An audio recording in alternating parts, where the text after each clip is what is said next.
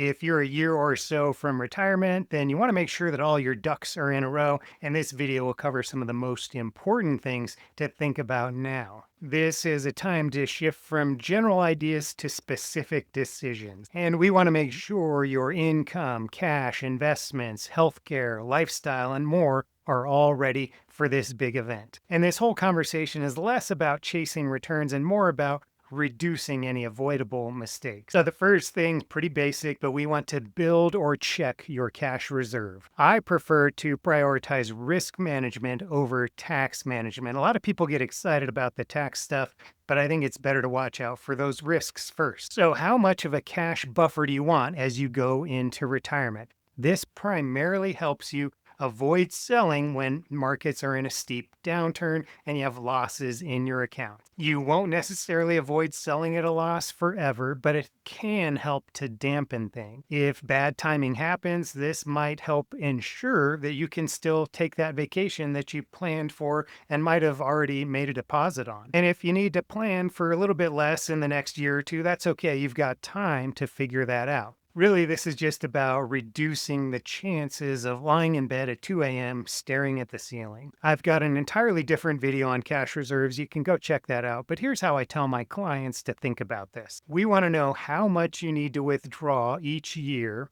And a good place to start here is with 1 year in cash reserves. You could go longer or shorter, but that's the starting point. So I'm not saying how much you should have in cash reserves. This is just a general starting point. So that's going to be the amount you need to withdraw after all of your income sources. So if you wanted to spend, for example, $80,000 a year, ignoring taxes here, and you get $30,000 from Social Security, then we're talking about the other $50,000 coming from withdrawals, and that's what we want to think of as 1 year of withdrawals. So study up on that, make sure it's ready, and we'll move on to your other income sources. The next step is to verify what are your retirement income sources. Here's where we want to look closely at your Social Security benefit and understand how the different timing options work. So step one here is just get a realistic idea of how much you might get. So get your estimate from the Social Security Administration, get a login and find out what they say you'll get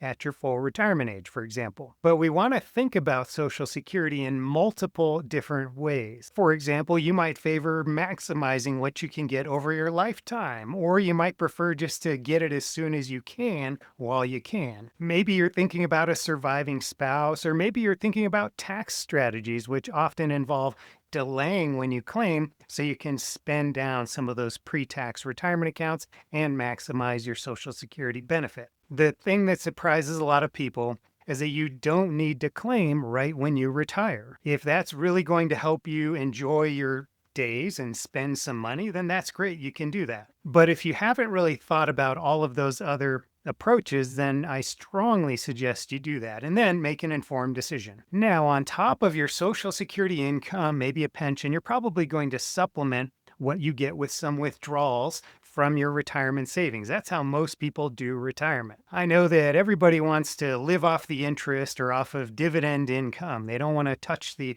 principal money. But that's just not realistic for most people. This might be what your parents or grandparents did, but back then you could buy CDs with double-digit interest rates, and right now you can't. For example, let's say you wanted $50,000 per year. And again, we're ignoring taxes to keep it simple. And if you have $1 million and get 5% on that, then yes, you'd get $50,000 and you could live off of the earnings. But the problem is getting that amount every single year for the rest of your life. You just can't predict what interest rates or dividend payouts will look like. And dividend stocks are another story. They have more risk, of course, than these bank products. And markets go down sometimes, so you can't just assume you'll make 5 or 10% every year in the markets and take part of what you earned. That's just probably not realistic. The key here is to withdraw from your savings in a way that makes it less likely that you'll run out of money during your lifetime. There are rules of thumb, like the 4% rule, but that's oversimplified and problematic.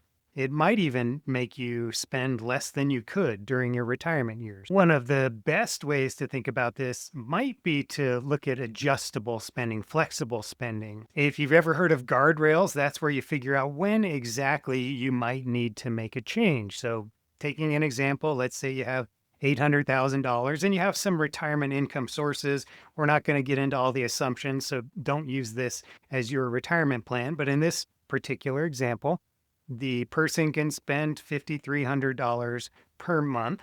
But if their balance happened to drop down to about 638,000, then they would want to cut spending closer to 5,000 per month. And at the same time, they may be able to give themselves raises. So if the market should bring their accounts up to 846,000, then they could maybe spend an extra $300 a month, at least temporarily, and you would just keep monitoring this. You can also improve things, maybe by a little, maybe by a lot, with tax efficient withdrawals. That means spending from the right accounts in the right order. So you've got pre-tax retirement accounts, you've got Roth type accounts that'll hopefully be tax free if you meet all the IRS requirements. You've got your taxable brokerage account. All of those have different characteristics. And the rule of thumb out there is to spend from those taxable accounts first, then the pre-tax accounts, and save the Roth for last. But that might not be what's actually best for you. So I'd suggest making a plan.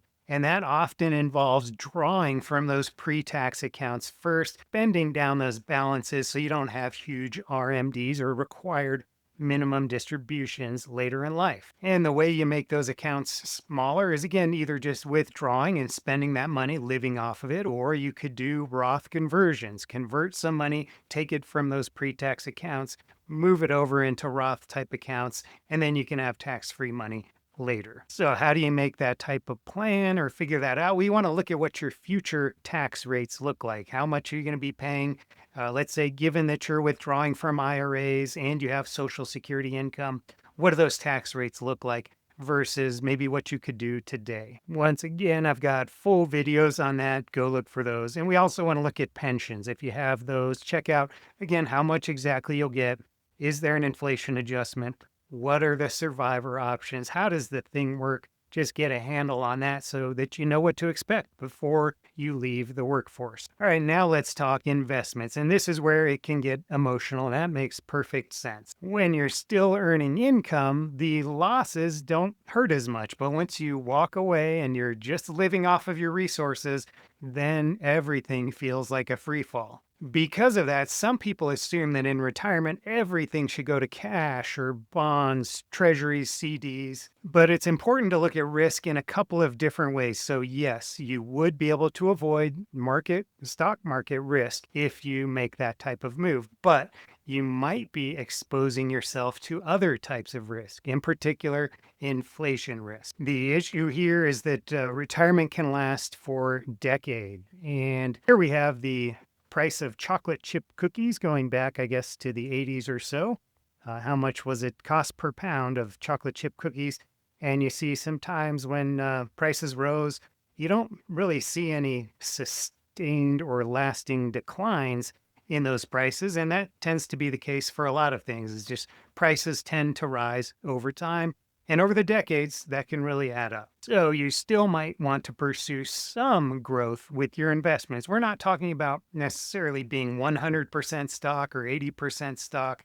You can perhaps find a level that helps you address inflation risk while also helping you sleep at night. So ask yourself, is my investment risk appropriate? Could I handle a big downturn right now? What would that look like? And do I even have some safe money that could get me through the early years if bad timing strikes? That might be your cash reserve. That might be some money that's in bonds in your overall allocation that you could spend perhaps even for a number of years, hoping that things recover. All right, speaking of all those accounts, this might be the last year to make contributions or any additions to those retirement accounts. So we want to make the most of your final working year when you can contribute through your workplace or you have enough income to support, for example, IRA contributions. So max those out if you are able to do so with your cash flow and if it makes sense for tax purposes and everything else. Just remember that you can't really contribute to a 401k if you aren't getting any payroll, and you can't really contribute to an IRA if you don't have eligible income. So once you retire, that window typically closes. The important distinction here, though, is that the contributions might stop, but you may still be able to do some tax planning which could include Roth conversions, for example. So you could shift money into a Roth IRA. That doesn't require earned income. Now let's talk about healthcare. This can be one of the biggest surprises for your budget. You really want to figure that out before the paycheck stops. And this is especially important if you're retiring before age 65, which is when most people go on Medicare. You have a couple of options during those years to keep yourself covered, and I do suggest keeping yourself covered. The risk of something bad happening is just too high. So when your employer coverage ends, you may be able to continue that for 18 months through COBRA or state continuation, depending on your employer. That might get you up to age 65 if you're within 18 months of age 65 when you stop working. But that can be quite costly, so it's not the only thing we want to look at. If you're married, you might be able to get covered under your spouse's coverage, and maybe that's a pretty affordable thing, possibly through their job if they're still working. Then there's also the marketplace or the exchange, and that's where you can just buy a policy, and you might potentially get some subsidies or dramatically reduced costs each month. And the costs, if you don't have those subsidies, can be staggering. So you really want to look at this ahead of time. Don't get caught by surprise. So to do that, go to healthcare.gov. Then run through the exercise, whatever applies to your particular state. And about this point, you might start to really appreciate everything that your HR department used to do for you. Now, if and when you are 65, then the costs get quite a bit more manageable. And you'd want to research all of those things several months before you get to age 65. Most of my clients end up getting a Medigap plan or a supplement. They typically do not do Advantage, but you'd want to, talk with somebody and carefully evaluate all of the pros and cons, thinking long term, not just today. And then something that most people skip when it comes to retirement planning, they're looking at all the financial stuff, but they forget what's it going to feel like? What's it going to be all about? What am I going to do? So think carefully about, what does a day look like? What does a week look like? Who are you going to be with? What are you retiring to? And most importantly, where will purpose and structure and social connection come from? So everybody looks forward to that date, but what they don't expect is the emotional challenges that actually happen. It's supposed to be this great thing, but change can be hard. And this is especially true for couples. If you're on the same page about, let's say, the timing of retirement or where you're going to be and what you're going to do. The old joke is that you're married for better or worse, but not for lunch every single day. So both of you really need your own interests and hobbies, even though you'll be together a lot more, which is great. That meaning can come from friends, family, loved ones, volunteering, mentoring, hobbies, building community around anything that you really value. So I hope you found that helpful. If you did, check out my website, maybe send me an email, and I look forward to talking with you soon.